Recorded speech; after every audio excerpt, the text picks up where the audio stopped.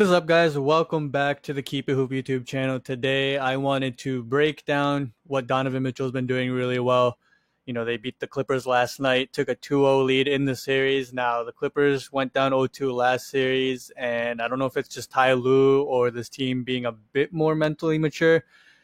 You know, they were able to come back from that hole and did so by winning a lot of games on the road. If you look at it, right, the Jazz just did what they were supposed to do in protecting home court.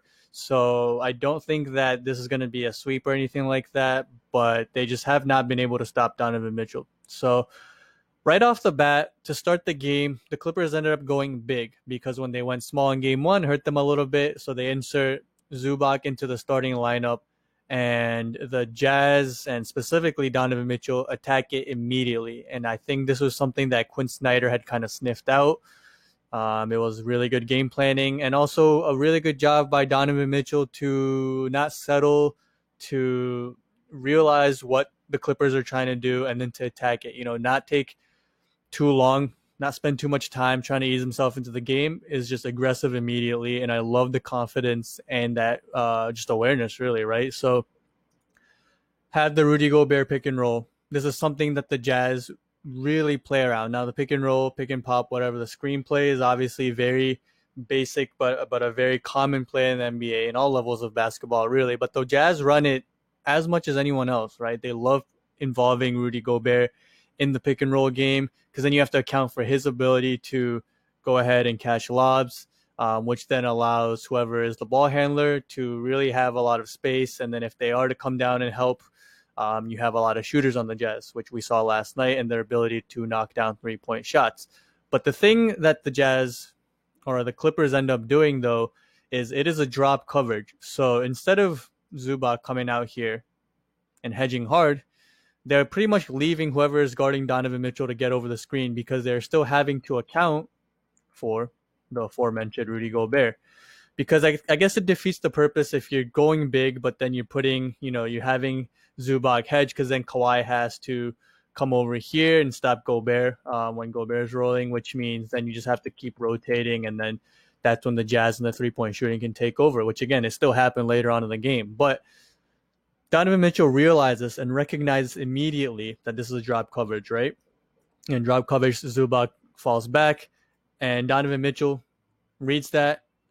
Really nice one dribble pull up in the mid-range, right? And we talk about this all the time on our channel. The mid-range is not dead, right? It is a false narrative that people have come up with. Is it taking less? Yes. But all the best offensive players in the league still take it. And not only do they take it, they're all really good at it.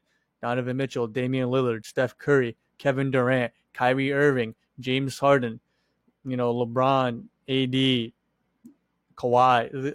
All these guys can still hit the mid-range and are not, they don't shy away from it. And Donovan Mitchell shows here again why that in-between game is so important, right? Because if you go back here, let's say you're just a guy who's all about the three-pointer in the paint. Well, that's what the Clippers are kind of playing him to do right here, right? Because Paul George isn't in the picture enough where he can kind of contest the three, right? Especially with his wingspan.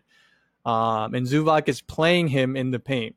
So if Donovan Mitchell doesn't have a mid-range game here, then he would be forced to go, into the paint at Zubac, which is what the Clippers want him to do because he's already in position to guard that. Or he would have to, extend this all the way out, which would allow them Paul George to follow him and then kind of get back into play. So you see here, again, the versatility, the ability to knock down that mid-range shot, really opening things up for Donovan Mitchell. So for, the first few possessions in the game, really, it's the same thing, right? They come back down here, screen and roll. Second time in a row, Donovan Mitchell rejects the screen, right? That's key. He's rejecting the screen because he knows, again, that Zubac is on this side, but that he's just going to drop, right? And he knows that. Now, Zubac does come out and try to contest a little bit harder, but too late, not close enough. Mitchell knocks down the three. Now, this looks like a rejected screen, but a really nice job here by Gobert he's going to pivot and turn his body really quickly without it being a moving screen. And that turns into what would have been a rejected screen into an actual screen, which then gets Paul George caught up and buys Donovan Mitchell just enough time and space to get off the three. Because you see here, I want you guys to pay attention to Rudy Gobert, right? That quick pivot to turn that rejected screen into an actual screen. And again, Zubac not high up enough. Donovan Mitchell able to rise and knock down the three. So, you get a few minutes into the game. Clippers are hanging around, but Ty Lue sees some things, and they end up going small again. No more Zubac, and now Mitchell knows that it's going to be a little bit harder because the defense is now a little bit quicker. Can't just rely on that jump shot. So now what he does is he attacks the rim, right? No more Zubac. Nicholas Batum, not a shot blocker, right? Not a shot blocker. Kawhi Leonard, not a rim protector. And then right here, has the ability, and Donovan Mitchell is one of the best in the league at doing this. He's really good at splitting the screen, splitting the double team. Gets through two guys here with one move. Really athletic finish here. Nice job right there. But again, no rim protector this time. Doesn't pull up for the jump shot. Attacks the rim. Goes right at Nicholas Batum. So already, right, we've seen 3 clips here in the first quarter. Just reading the defense and does a really nice job of attacking really the Clippers' weak points. And he's saying, if you have a rim protector and you're going to give me drop coverage, I'm going to pull up. If you take the rim protector out, I'm going to go to my other strong suit, which is attacking the rim, using my athleticism and strength, creative and strong finishes around the rim. So now he's already hit a few shots, and we've talked about this before. Once you hit a few shots, especially if you're a good player, you start to get a bit more confident, you're in your rhythm. And this isn't even bad defense really by Patrick Beverley. He ends up going around this Derek Favors screen like 3 times, once, twice, and then gets, over it again. But again, drop coverage. I don't really like this one here because I don't think Derek Favors is much of a threat to, catch a lob. And I think that Marcus Morris or, and whoever else usually would be in the middle here. I know Marcus Morris is this one here, but I think that the Clippers, when Gobert isn't in the game, should be quick enough, athletic enough, and defensively solid enough where they can push up and, stick with Mitchell, even if he decides to, if he wants to explode to the rim. He could go for a hesitation and then explode to the rim. Or maybe, he just goes and, right off the screen and explodes. But I do think that the Clippers, for the most part, should be fine, but which is why I don't like this drop coverage. But again, he reads it, just dribbles into a pull-up. I know so that was DeMarcus Cousins at the free throw line, so it's a little tough, but still, I think I don't know if you can just give that shot up. And again, I know they don't have a shot, a rim protector on the court at this point, but I don't know if you can just drop coverage that far down because, you're just giving him a shot that he's very good at making. Whereas at least if you push up, you make him make a move, and then your team rotates. And I think, hopefully your team rotates enough where you don't give up a wide open 3, which understandably the Clippers don't want to give up because the Jazz are a very good 3-point shooting team. But, the drop coverage wasn't really working last night. So, this is more of a just individual skill at this point. But against Kawhi Leonard, who we've, noticed that he isn't consistently the defender he used to be, but we saw with the way he defended Luka that when it's, crunch time, when he's locked in, when it really matters, he's still a great defender. And Donovan Mitchell just does a great job of breaking the defense down here, right? Doesn't settle.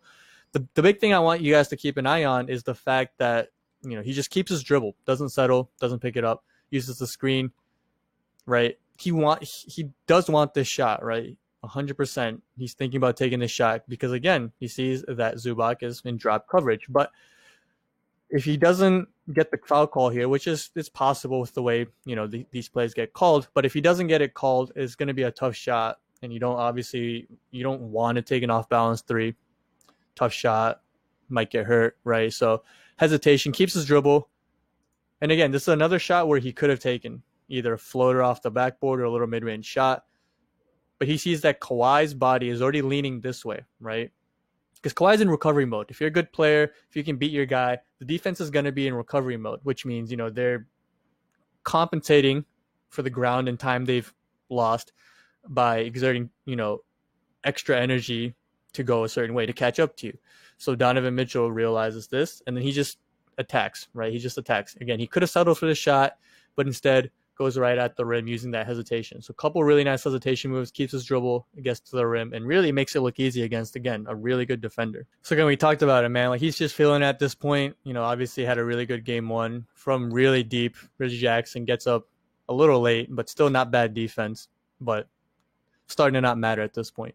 Again, same thing. He gets the mismatch here, but this isn't even that bad of a defensive possession by DeMarcus Cousins. Contests, but he's already feeling it. Gets another one to go. And to cap it off in the first half, again, there's good defense at this point, but step back right in his face.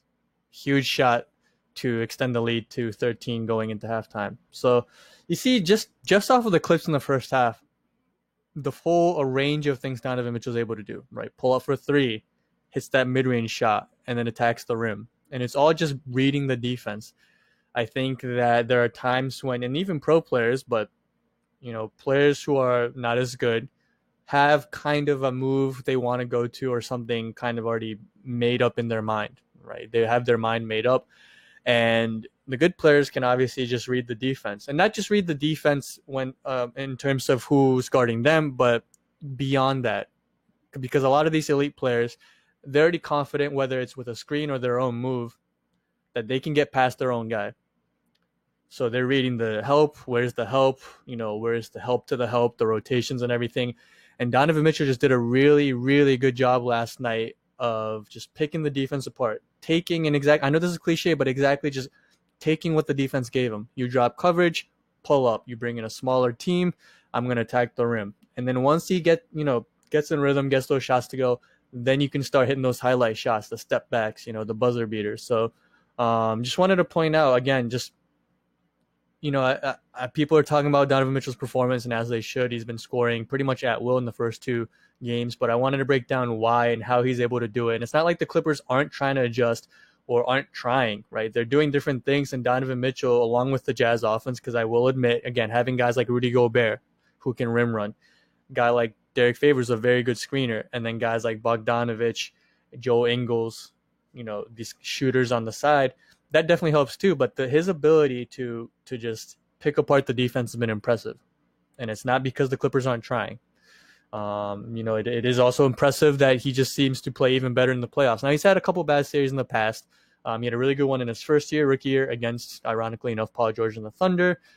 And then I think had one or two bad ones against Houston, but the last two, granted they lost against the Nuggets last year series, he's been on fire, right?